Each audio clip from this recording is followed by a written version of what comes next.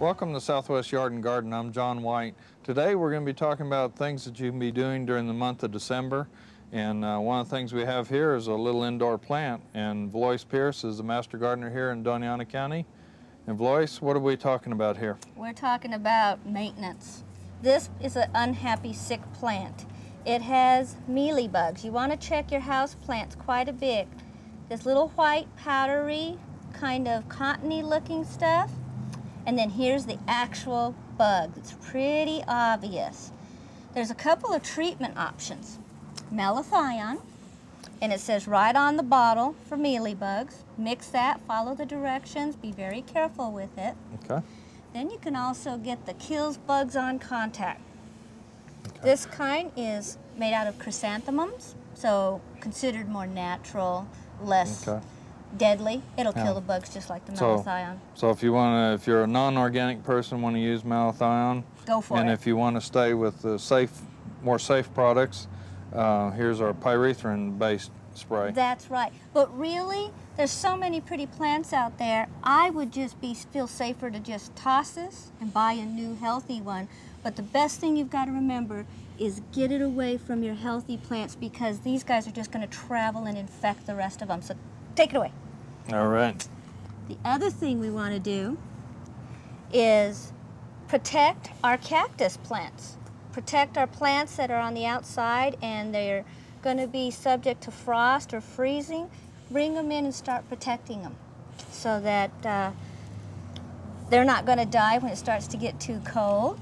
The other thing that you want to do, look at these cool heirloom seeds. Pick your seeds early because all the good ones are going to be gone. And you're just going to be left over with what nobody else wants. Yeah, the nurseries and garden centers are kind of really getting stocked up now, so if you want a certain variety of something, now's the time to really pick it, and that's whether it's seeds or plants, because they do go quick. That's right. The good ones do. The crummy ones stay there forever.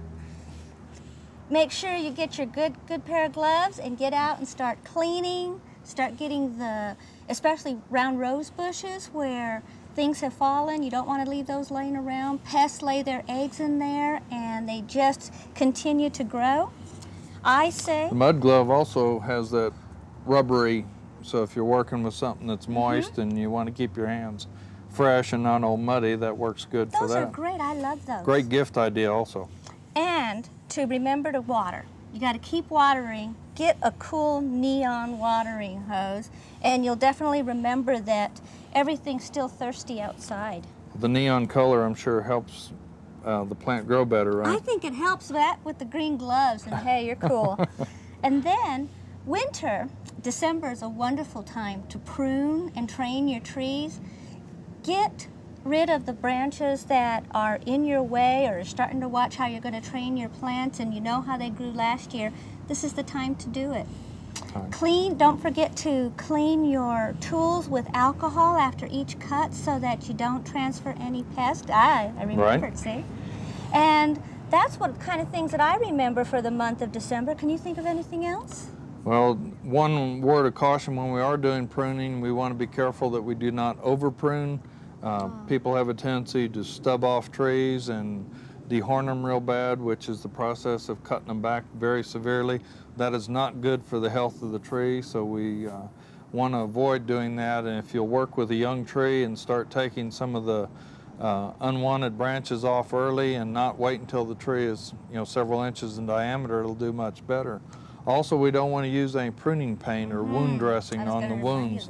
Because our dry climate here, the wounds or the cut areas will heal over, cover over much quicker without the use of a dressing on it. So we do want to, be sure we keep that in mind as we're out and doing things in the yard and everything. One of the questions that I wanted to ask you, though, is in the rose garden, I have some overgrown shrubs. Are those really good to get in there and prune real severe? The books say down to a foot.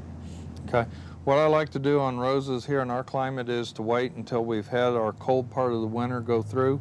So I'd leave them as is. If there's a branch that's in the way, go ahead and clip it back, but not take it all the way back down, and then wait until our colds move through. Usually about the middle of January is the coldest part of the year here, and then after that you can come down, take it off on the hybrid tees about knee high. So clip them off at that point, and in a future show we will talk about how to do that properly. But you want to hold off on the pruning of roses till then. So there's Lois, plenty to do. Thank you very much for being on Southwest Yard and Garden. Thank you.